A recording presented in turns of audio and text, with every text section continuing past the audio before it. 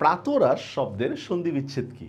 এই ধরনের কোশ্চেনগুলো আমাদের ম্যাক্সিমাম জব এবং অ্যাডমিশন পরীক্ষায় আসে। যেমন দেখেন প্রাত যোগ হ্রাস, প্রাত যোগ আশ, প্রাত যোগ হ্রাস, প্রাত যোগ আশা। তো আমরা জানি এটা একটা বিসর্গ সন্ধি। তো বিসর্গ সন্ধির মধ্যে বিসর্গ হয়।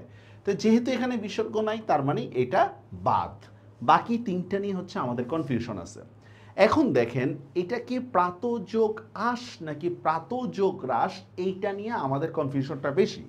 আমরা আগে দেখি প্রাতরাশ শব্দের অর্থ কি। দেখেন প্রাতরাশ শব্দের অর্থ হচ্ছে দিনের প্রথম খাবার। আমরা যেটা নাস্তা খাই ওটার কথাই বলতেছে, দিনের প্রথম খাবার যা সাধারণত সকালে খাওয়া হয়। দিন তো সকাল দিয়েই শুরু হয়, ঠিক না? এইটাই হচ্ছে আমাদের প্রাতরাশ। এখন দুইটা শব্দই কিন্তু আমরা অভিধানে পাই, একটা রাস শব্দও পাই, একটা আশ শব্দও পাই। আমরা যদি রাস এবং আশের অর্থটা যদি জানতে পারি তাহলেই আমরা বুঝতে পারবো যে প্রাতরাশ শব্দের সঠিক সন্ধি বিচ্ছেদ কোনটা। তো দেখেন রাস দিয়ে কিছু শব্দ আছে, যেমন রাশি, স্তূপ। যেমন রাশি রাশি ভাড়া ভাড়া সোনাত্তরী কবিতার মধ্যে ছিল। স্তূপ, গাদা, লাগাম, নিয়ন্ত্রণ, এগুলোকে বলা হচ্ছে কি রাস। তো রাস শব্দের অর্থে দেখেন একটাও খাবার বলতে কোনো শব্দ নাই।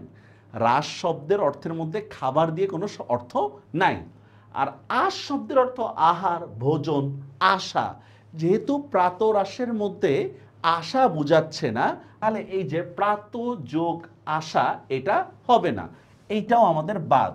তাহলে কি রইল আমাদের? রাস এবং আশ। আমরা দেখতে পাচ্ছি আশ শব্দের অর্থ আহার, ভোজন ইত্যাদি। তার মানে প্রাতরাশ শব্দের সঠিক সন্ধি বিচ্ছেদটা হচ্ছে প্রাত যোগ আশ, প্রাত যোগ হ্রাস না। কারণ প্রাতরাশ শব্দের অর্থ হচ্ছে দিনের প্রথম খাবার। এই প্রাত দিয়ে আরও কিছু শব্দ আছে, আমরা দেখি। প্রাত মানে প্রভাত বা সকালবেলা, প্রাতকালীন যে জিনিসটা আমরা সকালবেলায় করি এটা প্রাতকালীন। প্রাত প্রণাম, সকালবেলার প্রণাম করা। প্রাত সন্ধ্যা, সকালে করণীয় বন্দনা। প্রাতঃস্মরণীয়, সকালে উঠেই যাকে স্মরণ করা হয়। দেখেন প্রাত মানে কি জানেন? প্রাত মানে সকাল। এখানে কিন্তু সন্ধ্যা মানে রাতের কথা বুঝেন না, এখানে হচ্ছে মানে ভক্তির কথা বোঝাচ্ছে। প্রাতর বাক্য, সকালবেলায় উচ্চারিত প্রথম বাক্য। প্রাতর ভ্রমণ, এটা অনেক সময় পরীক্ষায় আসে এই বানানটা, প্রাতর ভ্রমণ মানে সকালবেলায় উঠে খোলা জায়গায় যে ভ্রমণ, এটাকে বলেছে প্রাতর ভ্রমণ। তাহলে এখন থেকে হচ্ছে আমাদের আর কোনো কনফিউশন থাকবে না এই বিষয়ে।